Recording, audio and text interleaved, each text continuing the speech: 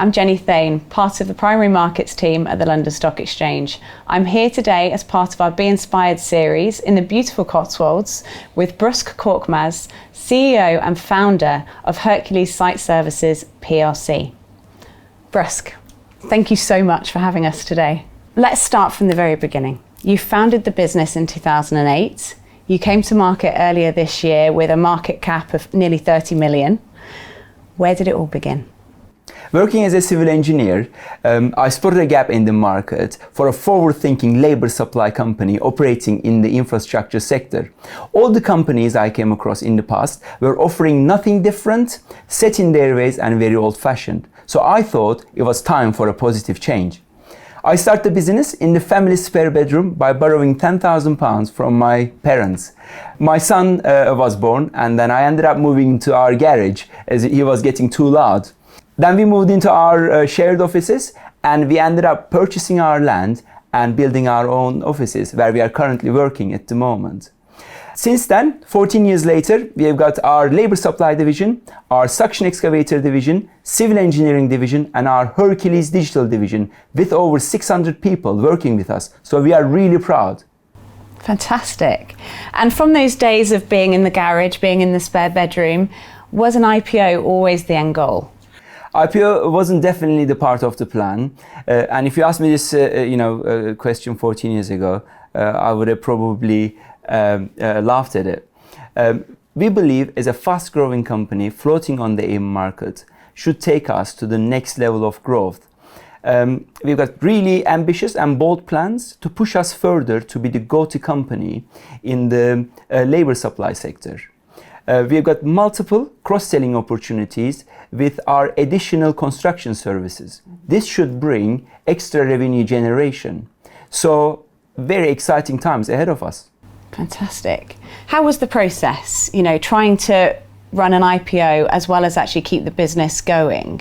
How was that for you as a leader? I am very lucky to be surrounded by an amazing senior leadership team who work together to manage the day-to-day running of the business.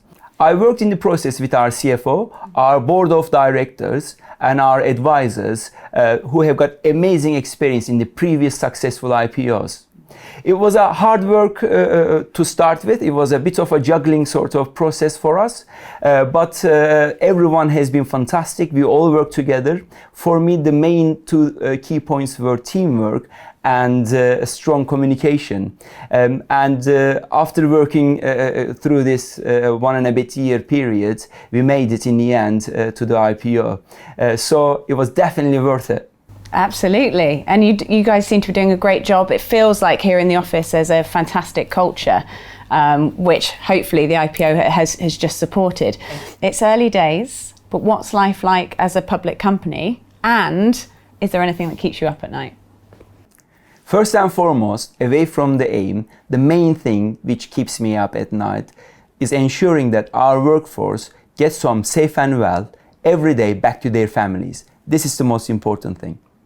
We've got a very strong and very capable team, and it helps me to focus on steering the business into new ground, such as exploring acquisition opportunities. It is very exciting for us, but at the same time it is very new. There is no doubt that there will be challenges come with it, but we are ready for them. Obviously, my main focus is for Hercules to continue performing at the highest level to bring the most value and most benefit for our investors. And it very much, I can feel your energy and your excitement, and the culture here in the office seems fantastic. Everyone seems really, really at home. It's a pleasure to be part of it for today. I guess, what does the next 5 years look? You've set a fantastic foundation. You're now public. What does the next 5 years bring, and what does being public, what's the IPO enable you to bring into as part of that strategy? Being listed on the market brings lots of opportunities, and it's a new chapter for us. The next 5 years will bring exciting challenges as we are continuing to grow. This is through acquisitions, our future plans, as well as the £650 billion investment that is committed by the government in the infrastructure sector. So our forecasts are looking really good. Our aim is to provide local jobs for local people, and we are already doing this by using our digital apps. This also creates positive social value within the communities that we are working. Fantastic. I mean, it's so interesting to hear how technology is being applied to a range of sectors. So can you tell us a bit more about the app? Of course, normally construction recruitment is really traditional, and people phone up the offices to register themselves. But after 5 o'clock, there is no one there to answer the phone for them to be registered. This app that we provided, it's called Construction Jobs, and people can use this. They can register themselves anytime they like, and they can upload their qualifications, their personal data, and we match them to the local jobs close to themselves, which is amazing. Mm.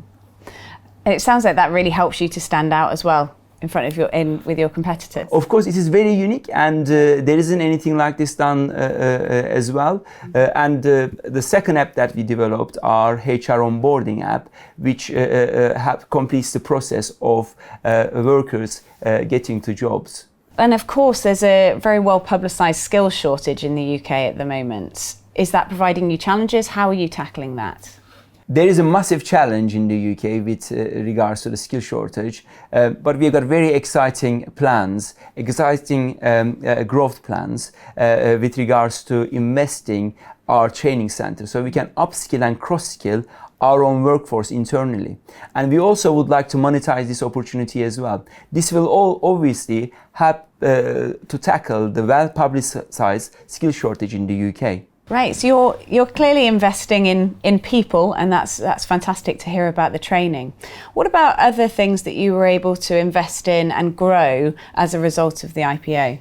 After the IPO, when we looked at our current suction excavator fleet, which we should have 20 by November, we are doing really well, and there's a massive demand to it. So we decided to order 10 more, which they will be arriving from January to March next year, which is amazing because we will have one of the biggest fleets in the UK. And also we have some acquisition opportunities as well coming up. Obviously, the public will hear it later on.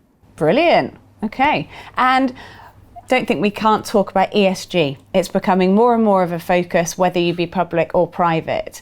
How have you at Hercules looked to tackle that? We have very incredibly diverse workforce on site and in our head office. We've got 25 different nationalities working with us, and as you can imagine, they bring different thoughts and different opinions about how to do things. And listening to these diverse opinions helps us to make the right decision and helps us to solve the problems really effectively. Having skill shortage in the UK, it made us look at the different areas for employing people with different backgrounds. Just to give a quick example, most of our suction excavator operators are from ex-military background, which is great because they turn up on time, they are amazingly skillful, and they are brilliant people to work with. Brilliant. And I suppose we can't talk about diversity without talking about gender diversity. I've seen in your office that you've got a fantastic mix of men and women. What about on site? That must be a challenge. It is a challenge, but it is going in the right direction. Just to give an example, this week we have got our first female suction excavator operator started with us. She also is ex-military as well, and we are really looking forward to working with her. Brilliant. Now, let's get personal. What's your driver when it comes to business? What drives Brusk? I normally have a positive mindset to most of the things, whether this is starting a new business or competing in an Ironman challenge. My key drivers are my family, my wife and my children, and it pushes me continually to work harder and aim higher. It's really lovely to hear that your family is such a big part. I can see there's some artwork from them around the room here in your office, which is great. What about in the business world? Who inspires you there? I always considered Hercules to be a disruptive brand in an old-fashioned market. Like Richard Branson, how he started with Virgin Group and changed the industries. Having a business which thinks outside the box gets me really, really excited, and so I can get up every morning to go to work. It's important. That's fantastic. And what a great place to end the interview. Brusk, thank you so much for having us here today and being part of our Be Inspired series. Thank you, Jennifer.